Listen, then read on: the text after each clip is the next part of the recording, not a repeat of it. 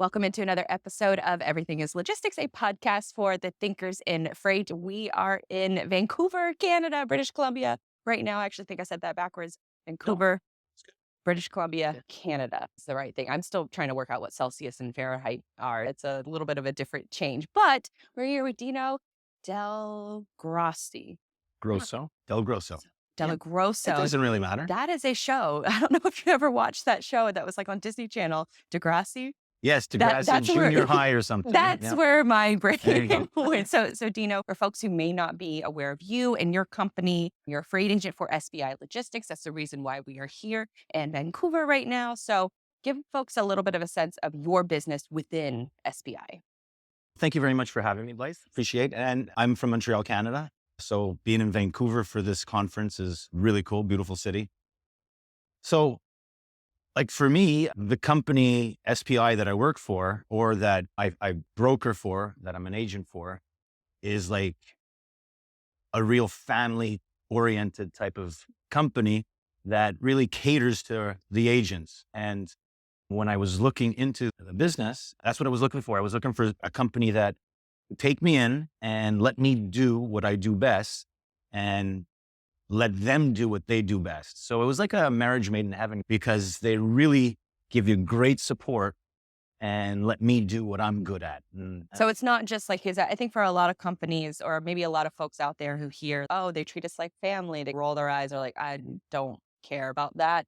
That's true. But the truth is that they treat us like family. Yes, I was going to say there's a very distinct, there's a lot of companies that will BS that. No, it feels like home. You know what I mean? Like everybody from the president to the support staff to operations, just anytime you need them, it's not like just they push you aside or they give you some bull type answer.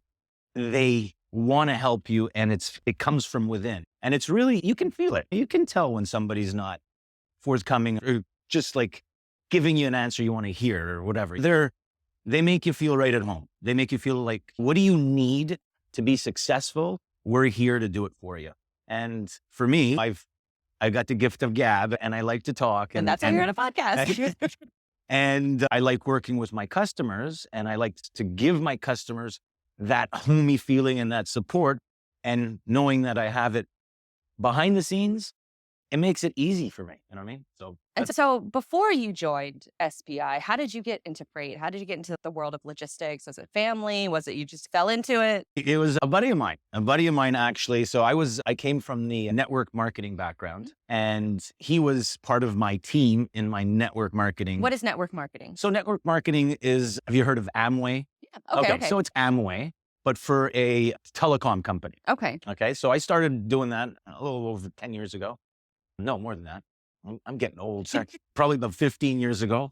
And my friend was doing freight, was an agent, and he would come over to my place and I would teach him the network marketing business. Oh, wow. And after him coming over to my place 4 times a week for 2 hours, I was like, don't you work? What do you do for a living? And he explained brokerage, right? And the freight part of it. And that there is like residual income. And I'm all about that passive income. You build something and then you reap the benefits as it keeps growing. So I asked him to explain a little bit about the business. And he said, yeah, you get a customer, you move freight, and then they move other freight and then just keep calling you to move their freight. And it's like a reoccurring thing. And I said, explain and then tell me. And then so I got involved. And then I started working with his company part-time. It wasn't the perfect fit. And then I found SPI.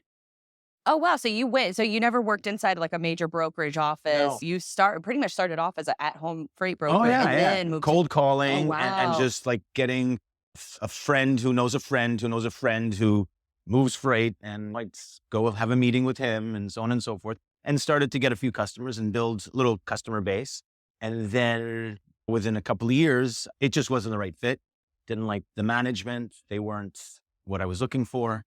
And SPI, I sent out an email I responded to one of their ads that they had out and sent out an email. And then Joe contacted me, Joe Chandler, our CEO. And that was it. Oh, wow. So how did you know what to look for? When you knew the situation wasn't going to work out, What did you do? So I basically just Googled companies that move freight, Oh, wow. like freight brokers, and like a bunch of names came out. And luckily, SPI was one that I called like within like, I know, my first 2 or 3 Wow. and got a response. Do you remember what you Googled? Probably freight. Gold mine. Yeah. Freight brokerage. I don't remember. I really don't remember what my search was, but SPI came up. There was a few other companies and I called a few or I emailed a couple of companies and I liked SPI. So what were the type of questions that you initially had to make sure it was a good fit? So number one, right, is how much do you pay? That's like, what's my worth? So that was one of my questions. Where are you located? Is it, what kind of support do you have? How many people are in the company and how many agents do you have across Canada, North America, the US? And those were my main questions. And just I like to feel the person out, and I just got good vibes from Joe Chandler and we met. They had a rendezvous like this. So what happened was before joining, they had a rendezvous in Arizona in January. And I believe I started getting involved in like December. And then when I came down to their rendezvous, they flew me down and I just fell in love with everybody. And that's how it got going. During your search, were there any sort of red flags from without mentioning the company names, but what were those red flags? Just the hard sales pitch. Just we're the best and you need to come with us and so on and so forth. And just, I don't know, I didn't get the right feeling of the person I was talking to. Or Joe is more soft-spoken and warm and truthful. Like a calm confidence about him. Yeah. For folks who may not be familiar with Joe, there very much is like a calm confidence with him. Amazing human being. And so after you make the decision, you're going to join SPI. So what does that initial sort of onboarding process look like? Is it a complete overhaul of your entire company, like business processes? Like, talk to me about So you've got customers that you move over, right? You start with getting this customer from company ABC. I'm moving over to this company. And it's really easy. A lot of people are worried about that, right? I was going to say it. Because they're scared, right? Yeah.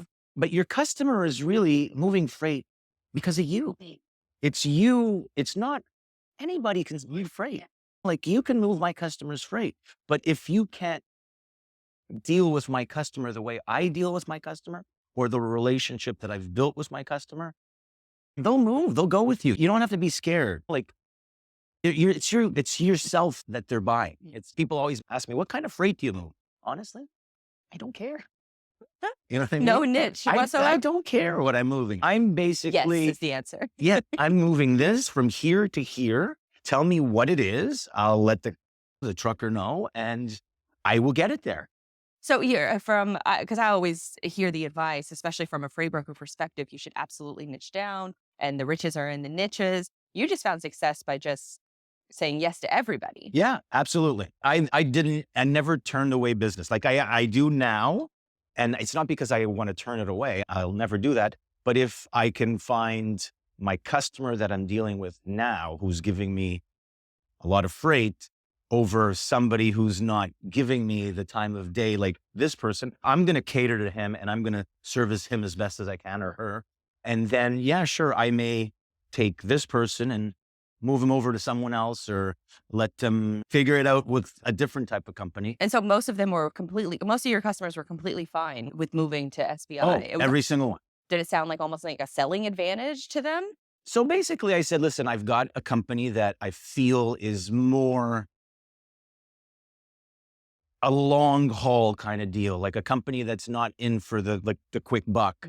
They're here to service me and you forever. Because I always tell my customers, I might not always be the cheapest, but you know that I'm there for you forever. And whatever you need, you can reach me on a Saturday or a Sunday or whatever. I don't shut down. And SPI is the same thing. And that's what I basically sold to my customer. The idea of we're here, they're here. If you don't have me, you've got a big support network behind.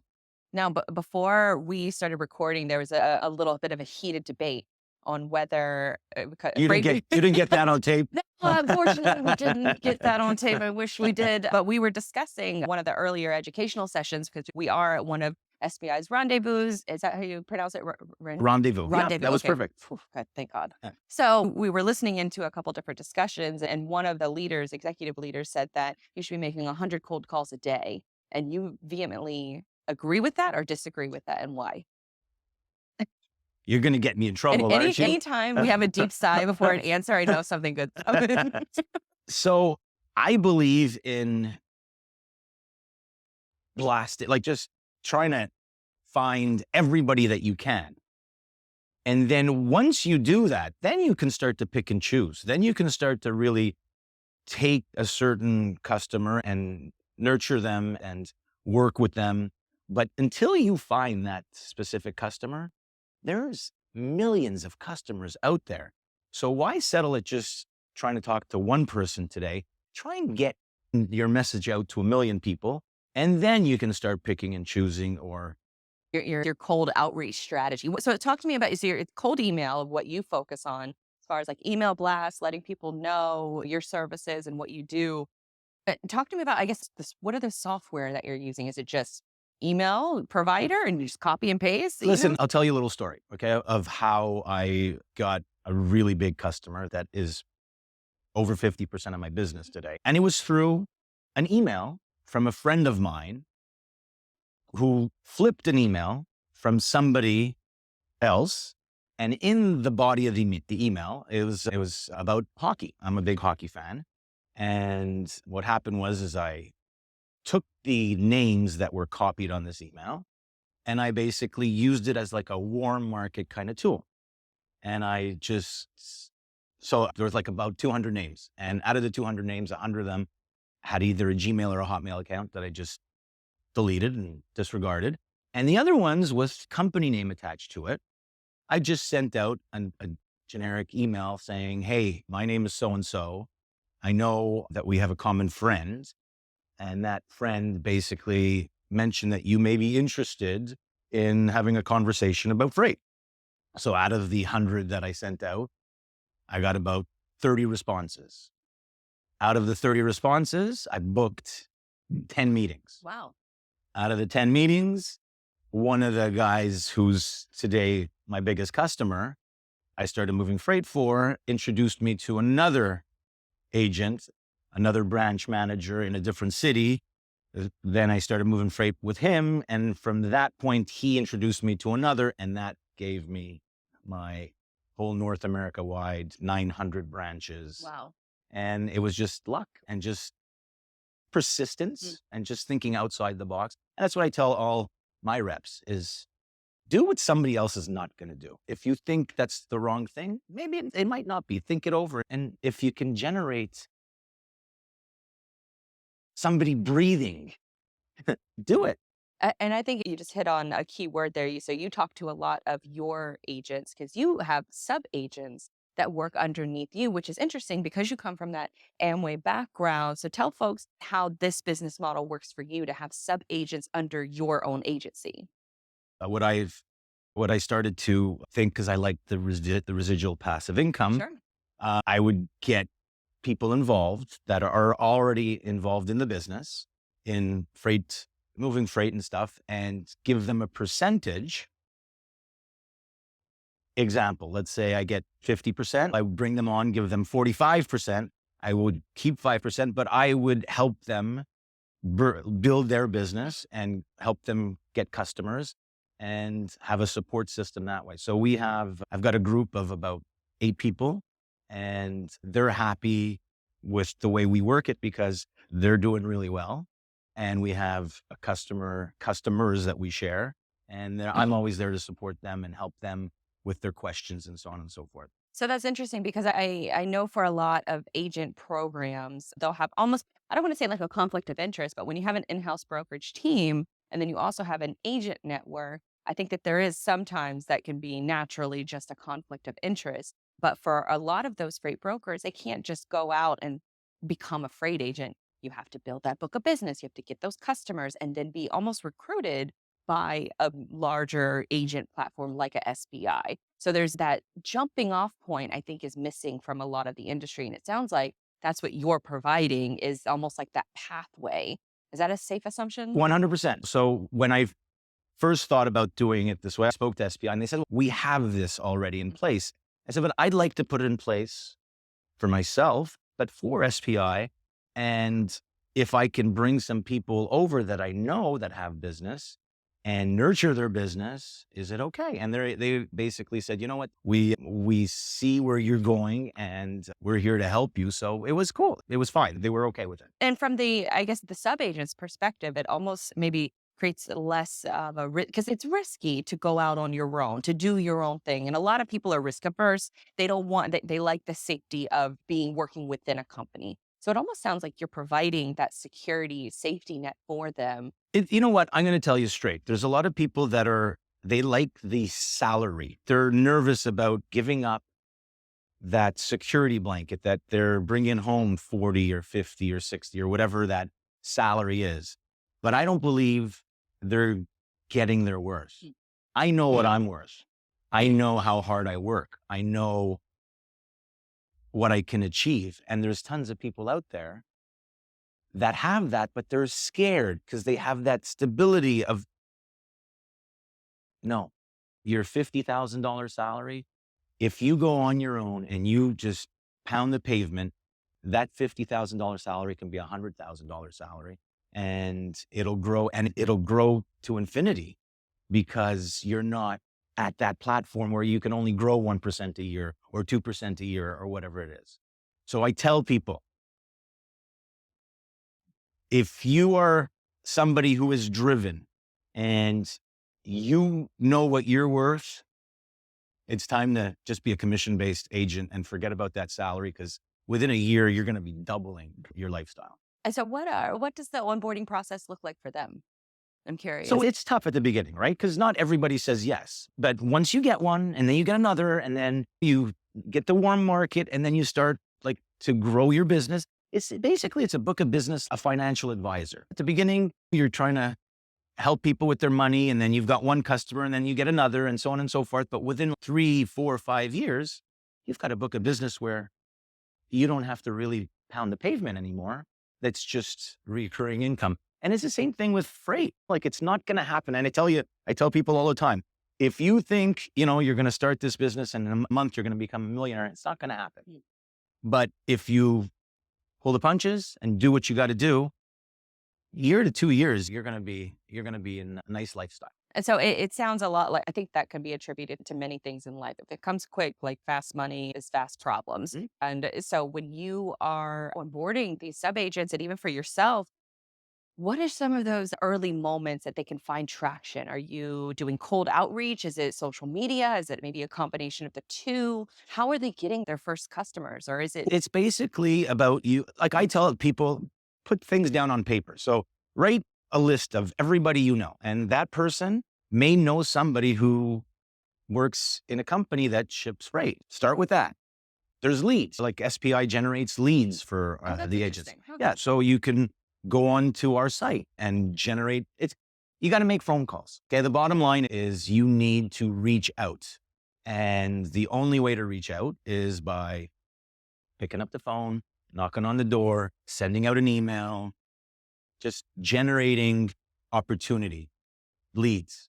What about from a social media aspect? Do you guys use that at all in your strategy? Honestly, I really don't. But you know what? I'll be very honest with you. I was very interested in what you were talking about with LinkedIn, and I'm going to start doing that more. I'm going to start following exactly what you put out there, because I believe in life, you got to learn. If you learn something new every day, it can only benefit you. And I appreciate what you did today. Oh, thank you. Yes, it was very educational for me. I'm an old fogey where I still have pen and paper, but I will start to build a little bit more through my LinkedIn. And for folks who may not be aware, I gave a talk earlier on using LinkedIn as almost like your digital handshake. And even if you don't publish a lot on that platform, you can still resonate with your potential audience just by simply making some profile changes. So turning your profile photo on, writing out your headline so that it's appealing towards your target customers, things like that. So that way, if you do ever interact with other people on LinkedIn, whether you like their posts or engage with them or reach out to a customer, at least when they look at your profile, they'll be able to get a good sense of who you are, what you do, and if they Absolutely. should continue the conversation. 100%. I'm telling you, like, I don't use LinkedIn as much as I should. But after today's topic, I will be, and you hit the nail on the head, that 10 or 15 minutes at lunch or whatever, if you just update a few things and you just make your profile look better, it'll definitely go a long way. Yes, and that's it. I'm a business owner, so I struggle with the time management aspect of, is social media a waste of time? And I get annoyed with it. I very much go ebbs and flows with it. But I look at it as an investment. I'm going to invest the first 30 minutes of my day into writing out a LinkedIn post, and then I'm not checking it for the rest of the damn day until later on because I got stuff to do. But that is an opportunity to give yourself like that keynote stage for the day, that you can talk Makes sense. something that's going on within the industry, and then folks check out your profile. And even if you don't ever post, you can still spend that 15 so minutes waiting in line at the bank, at the grocery store, seeing what other people are doing, Yeah. and engaging with their content. So letting them do the hard work, and then you can piggyback off of them. I agree 100%.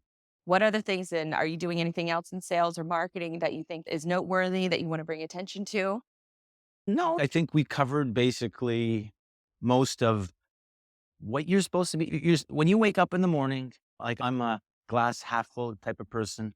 People always say to me, there's a problem here or this or that.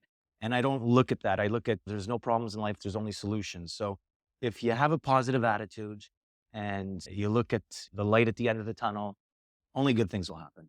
That's awesome. I think that's the perfect place to end the conversation. Dino, any other information you want folks to know about or be aware of? First of all, I really appreciate the time that you've put into this. And if anybody's looking to make a change, if you want to become a freight broker or you are, and you want to make a lot of money, you can definitely reach out to me. My name's Dino Del Grosso. My email is dino@spi3pl.com. Send out an email or check out my LinkedIn page, which I will be There we fixing. go. And send me a message and we can definitely have a conversation. Awesome. Great insight. Thank you Dino. so much for your time. Absolutely. Have a great day. Bye.